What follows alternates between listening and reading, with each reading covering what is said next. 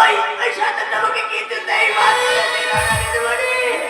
তুমি এখান থেকে পালিয়ে যাও, পালিয়ে যাও। না, পালাবে কেন? আমার কেউ থেকে জলে পড়ে আছে, সে দোস্তুর মতো আমার কাছে কি বলো রানী? একদম আমাকে স্পর্শ করবে না বলে দিলাম। তাই বললে কি হয় রানী? তোমাকে পাওয়ার জন্য আমাকে অনেক পুরুষাদি করতে হয়েছে। প্রয়োজন হলে আমি রক্তের বন্যা হয়ে দেবো, তো তোমাকে আমার চাই।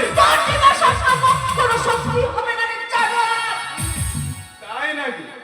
তাহলে সেই জানোয়ারের খাওয়া থেকে নিজেকে রক্ষা করো সুন্দরী।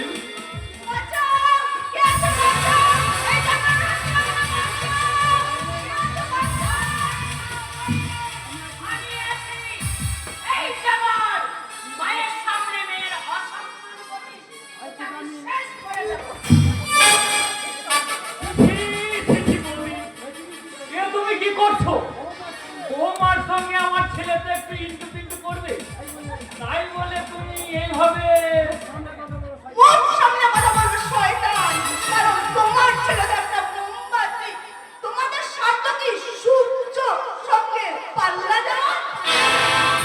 তার মানে তুমি আমার সূর্যের মা গো, মা।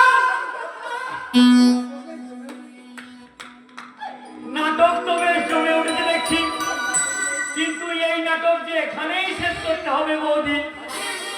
কারণ সর্বাণীর সঙ্গে আমি আমার ছেলের এক্ষুনি বিয়ে দেব। আর তুমি মা হয়ে কন্যা সম্প্রদান করবে।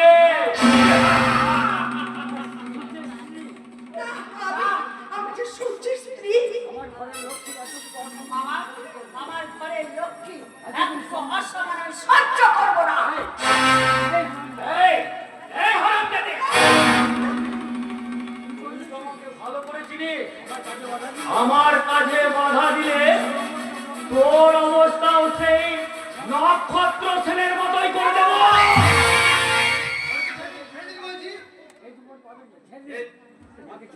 মাকে ছেড়ে দিন। চলে যাচ্ছে।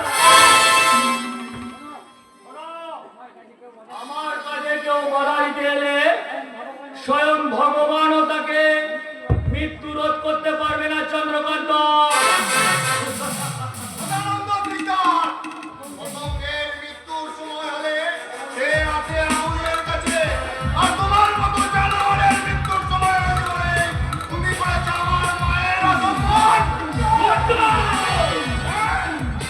আজ থেকে 25 বছর আগে তুমি আমার বাবাকে খুন করে আমাদের সম্পত্তির উপর রাজা দিতে বসেছো।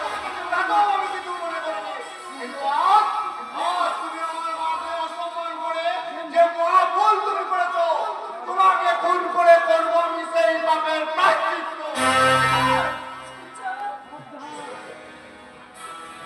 এগিয়ে এলে তোমার মাকেও তোমার বাবার কাছে পাঠিয়ে দেবো। সূর্য ভালো ভালো বলছি। রতিকান্ত, এদের সবাইকে সাক্ষী রেখে তুমি সর্বাণীর স্মৃতিতে সিঁদুর পরিয়ে দাও।